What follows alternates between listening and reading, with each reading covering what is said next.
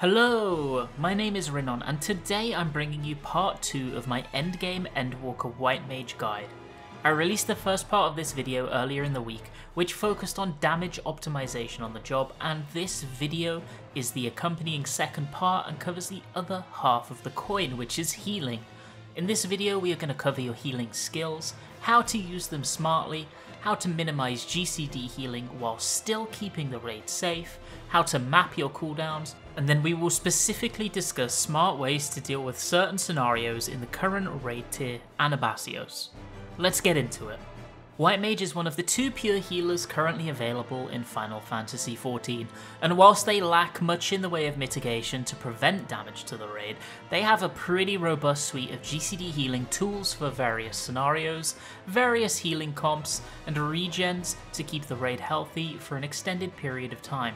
One thing to remember as a healer is that your job is not to immediately heal damage as soon as it comes out, but instead your job is to take a proactive approach and look towards the next instance of damage, ensuring that your party has enough HP to survive that before it comes along.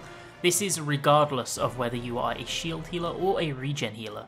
As a regen healer, sometimes that means that you will be relying on your regen skills to slowly top the raid rather than rushing to spam spells like Medica or Cure 3. Because of your potent Afflatus abilities and healing buffs, your co-healer can often trust you to do the bulk of the burst healing, especially as it plays into the core flow of your job gauge. Now, let's talk about White Mage's healing toolkit. Here I'm not going to just be reading tooltips, instead I'm going to talk about ways that you can use your magic that you may not have thought of before, as well as abilities that you want to consider prioritizing over others. First of all, I'm going to cover those spells and abilities that I consider core to a White Mage, the ones that you want to use before any others. You can think of these skills as tier 1. The spells that are not going to cost you damage to use, and you want to make use of as much as possible without any wastage. I feel like the first 2 things we need to talk about here are your Lily spells, Afflatus Rapture and Afflatus Solace. Rapture is a 400 potency AoE heal and Solace is an 800 potency single target heal. You generate a Lily every 20 seconds passively whilst in combat, and you cap out at 3 stacks. While these are both GCDs, they are instant, meaning that you can store them for movement, they cost 0 MP to use, and the heal from them is front loaded, so when you're in a pinch they can help you out a bunch. Because of the fact that you get a misery after every 3 expended lilies, in Endwalker you need to make it a goal to never overcap lilies in combat, giving you access to 3 of these spells per minute that you need to and want to use. In most raid scenarios, you'll be using Rapture over Solace. Rapture is probably the most important part of your entire toolkit when it comes to directly healing damage on your party. Other parts of your toolkit are normally more than enough to deal with tank healing, but there are fringe cases that Solace can save a player in need, or fix an issue in the situation that something goes wrong. Next I want to talk about Plenary Indulgence, specifically due to how well it synergizes with and interacts with Rapture. Plenary is a 60-second off-global cooldown that grants all players around you Confession. The buff lasts 10 seconds. Upon using Medica, Medica 2, Cure 3, all of which we'll talk about later, but most importantly Afflatus Rapture, it will proc an additional free 200 potency heal on those players. What Rapture and Plenary do paired together is force out a 600 potency heal on the raid, which is the same amount of healing as a Cure 3, with no damage cost. Plenary Rapture is your strongest free tool available, and is one that you always want to bear in mind for instances of heavy or repeated damage. Assise has to be mentioned here because whilst it doesn't have the variety of applications of Rapture, it is a 400 potency off-global AoE heal on a 40-second cooldown that additionally refunds you 500 MP. Because it also does 400 potency of damage in almost every situation, you want to use it immediately on cooldown regardless of if you gain value from the heal. It is primarily a damage skill. Using it on cooldown makes every 3rd Assise line up with your 2-minute raid buffs, which is important for your damage output. In addition, your goal is to make your required healing line up with Assise rather than moving your Assise to heal more effectively with it. To give an example, let's say a raid wide comes out that leaves your party on low HP and Assise is coming off cooldown in 10 seconds. Instead of immediately resorting to a Rapture, you could wait those 10 seconds assuming another hit isn't coming in and let Assise heal the damage instead. Next, we're going to talk about Asylum. This is a 90-second off-global cooldown that places a large bubble on the floor for 24 seconds. All those within the bubble receive a 100 potency regen as long as they're inside it, which will tick for every 3 seconds. But secondly, and in my opinion more importantly, Asylum also provides increased health recovery via healing actions for those inside. The reason this is so big is because the term healing action refers to all incoming heals. This means that not only is your GCD heal like Rapture going to benefit from the 10% buff, but your off globals like Anabaseios and the spell I'm about to discuss next will also benefit. As a result, you can use Asylum as a way to slowly top the raid and prepare for the next incoming damage, but also as a buff for a burst healing phase to push out more HPS to the group in a short space of time. Next we will talk about your level 90 ability, Liturgy of the Bell. Liturgy is a 3-minute cooldown off global that places a healing lily down on the floor alongside giving the user 5 Liturgy of the Bell stacks. Every time you, the white mage that placed the lily, takes damage, it will proc, removing 1 stack and providing a 400 potency AoE heal from the bell. Once the 20-second duration of the ability runs out, any excess stacks remaining will proc for a half value 200 potency AoE heal per stack. This means that you can expect to gain between 1000 and 2000 healing potency from a Liturgy usage, all with no GCD cost. Liturgy is best used during multiple instances of raid damage, but if you can't find a really useful place for it during a certain phase of an encounter, it is better to get it on cooldown by using it and manually detonating it for the 1000 potency heal rather than not using it at all. Liturgy is your premier healing cooldown, and generally you're going to map all of your other heals around the core of good Liturgy placement. The final AoE tier 1 ability is Temperance. This is a 2-minute off global cooldown that gives you wings and increases healing magic potency by 20%, alongside reducing damage taken by self and party members by 10%. It lasts 20 seconds. While this doesn't directly heal the raid, it is White Mage's only direct AoE source of reducing incoming damage to the party, so generally you want to use it to mitigate major damage spikes in a fight. It also buffs healing magic, which as a note is different to healing actions like I talked about in Asylum's case. Healing magic refers specifically to GCDs like Rapture, which while it's not quite as multi-purpose as Asylum's healing buff, the extra 10% makes it extremely handy. Temperance has a long duration, which makes it alongside Liturgy one of the 2 core cooldowns in your kit that you build your healing plan around. Lastly, let's talk about free single target healing. These abilities will generally be reserved for mitigating and healing damage on the tank, but should a DPS take solo damage for whatever reason, either mechanical or because they messed up, you can often use these to triage that problem. Because incoming tank damage is often relatively low at endgame, honestly, you can sometimes end up in a situation where you just can't press these on cooldown without wasting them, and that's fine. It's okay for them to sit available if there is no good place to use them. Divine Benison is a 30-second off-global cooldown, with 2 available charges that provide a 500 potency shield to the player that you use it on. While the obvious use case here is to use it on the tank for auto attack or tank buster coverage, because you obtain stacks so regularly, you usually end up with excess Benisons that you can use, say, on a DPS that's slightly lower on HP than the rest of the party as an alternative. While I would say it's a goal to not overcap Benisons in general, due to the nature of the ability as a press it and forget it mitigation, it honestly isn't too egregious if you remain at 2 stacks for a while. Aquaveil is a 60-second off-global cooldown, which provides an 8-second 15% mitigation to the targeted party member. This is fairly clearly a buster button, and in 90% of uses it will be used to mitigate an incoming hit on the current main tank. Should you not need it for a while though, you can also use it in the exact same way as Benison is used as mentioned above.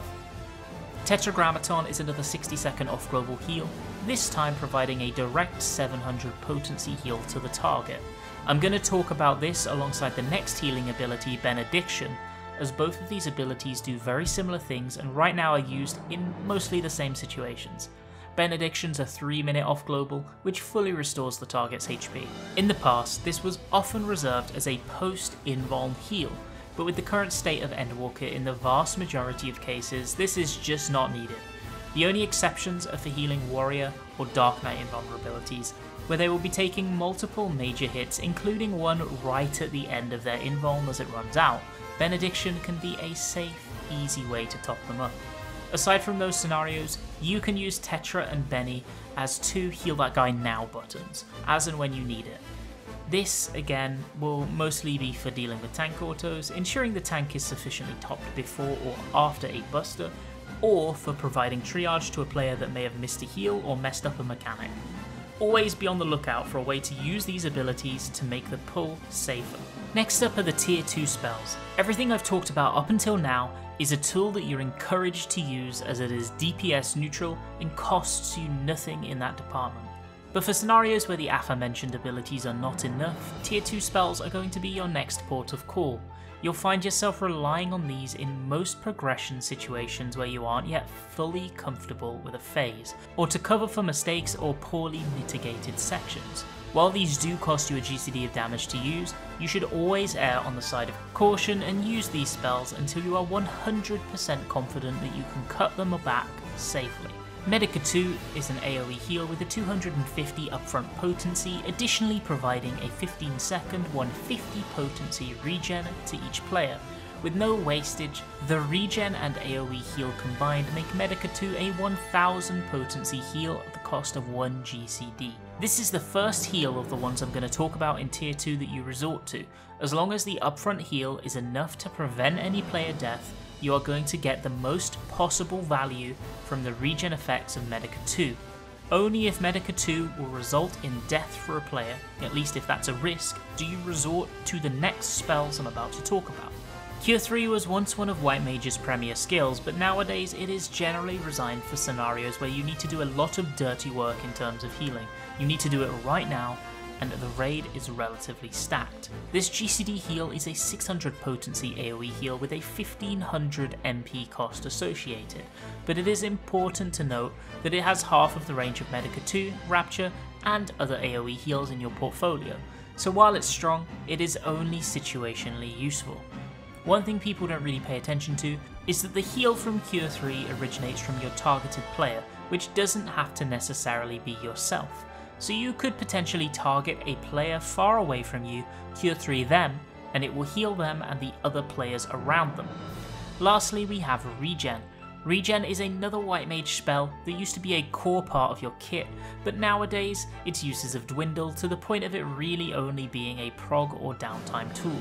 I like to Medica 2 or Regen a tank pre-pull, or as the end of a downtime is approaching, to attempt to gain value from the regen ticks after damage, but otherwise you have very fringe use cases for this. Lastly, I'm going to cover the tier 3 heals. These include Medica, which is a 400 potency AoE heal. It's stronger than Medica 2, weaker than Cure 3, and honestly the only scenario in which you're going to use it is when you have to GCD heal, you have no Afflatus, Medica 2 isn't enough or is already up, Cure 3 won't hit all of the players, or you somehow don't have enough MP, and you can't wait for regen ticks. It's very fringe use cases nowadays. Cure 1 and Cure 2 are in the same boat but for single target heals. You will barely ever use either of these. One thing to note about Cure 1 is that it is a half cast with a 1.5 second base cast time, meaning that you can get this out faster than you can a Cure 2. Use this to your advantage if you find the one situation in 100 where it can save your targeted heal target. Remember that during downtime, these priorities change. When the boss isn't targetable, you want to rely on tier 2 and 3 healing as much as possible, and you also want to generate as much of a misery as you can to gain damage on the boss return. One thing to bear in mind is that before most pulls, I always make an effort to put a regen and a divine benison on the tank roughly 5 seconds pre-pull. This gives them a little bit of a buffer for the first few auto attacks of the fight, and it's free, it costs you nothing, you can still do your opener as normal, including potion. I'm not going to talk too much about utility skills here. While I know I covered quite a lot here in a lot of detail, I trust you to read your tooltips and know the basis of what things do on your own. One brilliant ability that you have access to though is Thin Air. This negates the mana cost of your next spell, and using this is essential to keeping a healthy mana economy without too much piety stacking. Use it for reses, GCD heals, or honestly, if you're about to overcap, you can even use it for your next glare. Now that I've spoken for quite a while about each of your primary healing spells and abilities, categorised them, and shown you which ones to prioritise, let's look at some real world scenarios from present raids in FF14. I'm going to show you how White Mage can deal with different damage profiles to make your co-healer's life easy. Let's look at Super Chain Theory 2A from P12S in the current raid tier Anabaseios. This mechanic is incredibly fast paced, and without catered strats, they require a lot of movement from the raid with a high chance of failure for less confident players. However, a number of hits in this mechanic, even when failed, do not one-shot a player. This opens up a lot of space for recovery. At the end of this mechanic, 2-minute raid buffs will be coming up, so I want to end the mechanic with a Misery prepped and ready to go. My Temperance is still on cooldown from previous mechanics, so I can't use it. I lay down Asylum before the mechanic begins, both to buff any shielding my co-healer may put up, and because it's long duration, will cover the entire mechanic. I have 2 Afflatus spells ready to get me through the main movement constraints of the mechanic, and to buff the heals along the way, I'll be pairing it with Plenary. Additionally, as late as possible before the first instance of damage comes out, I'll set Liturgy on the floor. This gives me so much burst healing that should a player be unmitigated or accidentally get hit by something, they will be healed without any damage loss for me. Should that not be enough, I have Benediction accessible. We'll take the initial hit, I'll do my movements using my Afflatus heals and Swiftcast, and then I'll set up for our last pairs or spread mechanic. After this, Liturgy will proc once more to help top the raid, and I can burn my last Afflatus as the raid buffs are about to come up, and I'll manually detonate any remaining stacks if needed to finish filling party HP bars for the upcoming raid wide. Then I can divert my attention to my 2-minute burst and do that flawlessly. Another is in P9S at the start of the encounter. You'll be doing a pair mechanic, a spread, followed by another pair mechanic, and each of these will do big raid damages alongside. All of this will be followed by another raid wide, so you need to top the raid up as well after the third hit. Right as the first hit is about to go off, I Temperance to give coverage for as many of the incoming hits as possible. Then I Plenary Rapture after the first hit to top the raid, and if that isn't enough, I've got another Rapture in the bank I can use. As the second hit is about to go off, I drop my Liturgy of the Bell, which will heal most of the damage from this second hit, and I'll cover the rest with another Rapture. Lastly, Liturgy will proc again after the third hit, and I'll manually detonate the remaining stacks for a heal. Healing on any job effectively is very rarely a case of applying one heal as a solution to the problem of an instance of damage, but instead of thinking about how you can pair and synergize your healing tools effectively. You always want to be thinking a couple of things. How can I get this on cooldown ASAP in a useful way? Where are the maximum value timings for my MVP cooldowns? In the case of White Mage, Temperance and Liturgy. Where can I allow my Afflatus to do most of the work whilst not interfering with my burst windows? Is what I'm doing safe and consistent? What is my co-healer doing? Are they putting all their strongest heals in the same place as me, which then leaves us dry for other parts of the fight? Can I shift something round to fix that if that's the case? If you have thought of all of these while planning mitigation and healing, and you're happy that what you're doing satisfies most if not all of these criteria, then you are probably doing it right. One thing to touch on here is that some healers like to make spreadsheets when planning their heals and mit, and if you're trying to play optimally, it can absolutely be a useful thing to do to get perfect timings down for everything. It is not something that I personally make use of most of the time, but should your group want to, it's absolutely an asset worth pursuing. Next, I'm going to run through one or two of the encounters in the current tier and give you placements that I personally use and recommend for your main cooldowns, giving you a foundation to build off of and adjust to your party requirements. Bear in mind these are not speedrun optimizations or anything, they're intended to be used comfortably in reclear parties, in Party Finder and for normal runs. In P9S, I like to use my first Liturgy of the Bell to cover the second and third mechanics of the first dual cast.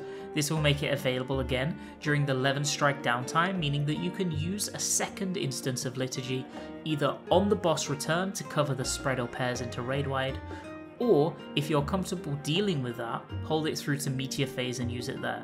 The argument to use it in the former case is because it occurs as 2-minute raid buffs are about to come up and you don't really want to be GCD healing.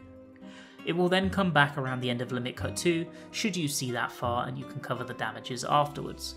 Because this encounter has such limited instances of damage, I generally like to pair Temperance in the same places. I recommended Liturgy here. In P11S, during the first Divisive mechanic, which will line AoE into either in and pairs or out and stacks, after the line goes off, but just before the pair or stacks go off, I place down my Liturgy. This will heal the party after that initial hit, preparing them for the incoming sticks, and it will allow you to deal with the sticks afterwards. This will then allow you two options. You can either cover sticks 3 and 4, or the 2 Eunomias before Letter of the Law. I use my first Temperance to cover the first spread mechanic of the encounter, and from that point onwards make it a goal to cover as many spread mechanics as possible as soon as it is up, as these multi-hit raid damages with the group spread out can be a big resource sink for both healers, and I want to lighten the load as much as possible. In P12S P1, I like to use my Liturgies for Super Chain Theory 1 and Super Chain Theory 2A, both of which happen on the cusp of 2-minute bursts where I don't want to be doing GCD healing as much as possible. Depending on what your co-healer is doing, I have 2 Temperance plans that I swap between. I either use the first on Pull to cover the first Raid-wide and Paradigmer, the second for Super Chain 1, the third for the Downtime Healing Burst, and the fourth for Super Chain 2B. Alternatively, you could cover Paradigmer 2, 3, and have a third usage available for either Super Chain 2A or 2B of your choice. You don't have to follow these examples to the letter. One of the most fun parts about healing is that once you have a good understanding of the fundamentals, goals, and of your job, you can play around with different timings and make your own healing plan that really works for you, your co-healer, and your party, and honestly it feels really good to do so. I encourage you to always be thinking, is there a better way that I can deal with this segment? Sometimes, however, things don't go to plan. No matter what situation you're in, be it progression or reclears, you are likely to run into a scenario where you either need to come in immediately having received a revive and triage a less than ideal scenario, or you need to recover party deaths to allow the group to continue the pull. Let's talk about how I break these scenarios down in my head into simple, repeatable steps and follow them one by one. By doing so, and doing so quickly, you can save so many pulls from immediate failure. I think it's good to get into the habit of trying to save pulls in progression, even if they will result in an enrage later, because recovery is an insanely useful skill to practice, and allowing the group into the practice run on problem mechanics is often really valuable. Firstly, you want to think about what is coming next. Is it a damage to the party, or is it a mechanic? This is going to guide as to how you prioritize going forward. If it's a mechanic, you need to check who else is dead. Do you need those guys? No, seriously, think ahead to what is coming next. The next raid wide, the next tank buster, the next mechanic. Who needs to be alive to correctly resolve it?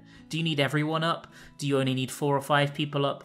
Get the people up that are needed immediately. Utilize your Swiftcast and Thin Air, and if you have neither, Hardcast Res, you just have to do it. If it is damage instead of a mechanic, instead of rezzing, prioritize healing and mitigating the raid for the incoming hit. That is assuming it isn't a split damage that will make you take more with less people alive. Make sure that the party has enough HP to survive the hit, preferably topped, and think about whether one of the dead players is one that usually places mitigation on the mechanic. If they are, try to provide something a little bit extra to help supplement the group's safety. As a white mage, this usually means that you end up burning Temperance early should it be available, or group regens. You can also use your Aquaveil and Venisons to give tanks or other important players more survivability so that you have a time cushion to raise. Then, immediately get to work on getting the reses off. Next up is to check your mana situation. Firstly, can you use Lucid Dreaming? Do you have enough mana to deal with this current situation? If you don't or you aren't sure, Mana Potion if it's available to give yourself an extra 1.8k MP buffer. This is especially important if you have just rezzed. Try to rely on your Thin Air stacks as much as possible for tools such as Raise, Cure 3 or Medica 2, and if you need to stop doing DPS for a short period of time in order to recover your MP to be able to heal a later phase, you're going to have to bite the bullet and do it.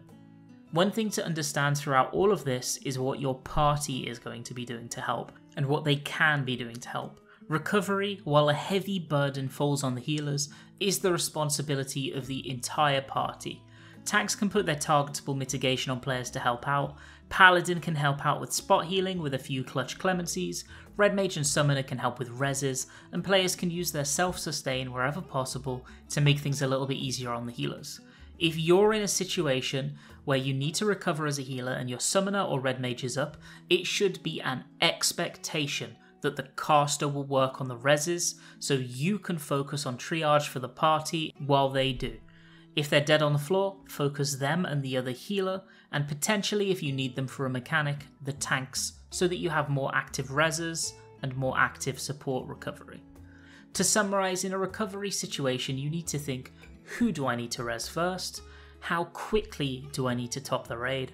What should I expect the rest of my party to do to help? What additional cooldowns can I dump to ensure a safe and comfortable recovery? How's my MP? In these cases, you often ditch the idea of GCD efficient healing for a handful of seconds because it's by far the easiest path to getting the group healthy again and to in some form of state of normality. But once everyone's up healthy and you have 2 to 3k MP in the bank, you can resume gameplay as usual and hopefully see progression further into the fight. In dungeons, healing on White Mage is honestly very simple. You want to regen and benison the tank pre-pull, and then once the mobs are packed up, try to use at least one of your tools such as Asylum, Temperance or Liturgy. Use your off-globals as filler and try to build a Flatus Misery in between pulls for maximum damage. Remember that Holy, your primary AoE, is also secondarily mitigation because it can stun enemies. Because of this, don't front load your healing too much on White Mage. That pre-pull, regen and benison and one other tool at most is likely going to be enough all on its own if your tank is using their cooldowns wisely and you have Tetra, Benediction and more if the tank starts taking heavy hits. One little cool piece of tech to bear in mind with Liturgy is that Liturgy procs when you take damage. So in dungeons it is totally a viable strategy to put down your Liturgy, use Surecast and just take an AoE to gain more value from the heal. It actually ends up a safety gain rather than a safety loss on the whole, especially if you've got gear. Thank you so much for watching. I hope this gave you some information you didn't already have, or if you're about to enter endgame on White Mage for the first time, a primer that will allow you to build off of and create your own healing strategies in your progressions to come. Please bear in mind that this video is intended to be used alongside my other video, how to do more damage as a White Mage. Healing and damage go hand in hand and it would be negligent to not use both. So go check it out if you haven't already. Have a fantastic rest of your days. Thank you so much again for watching.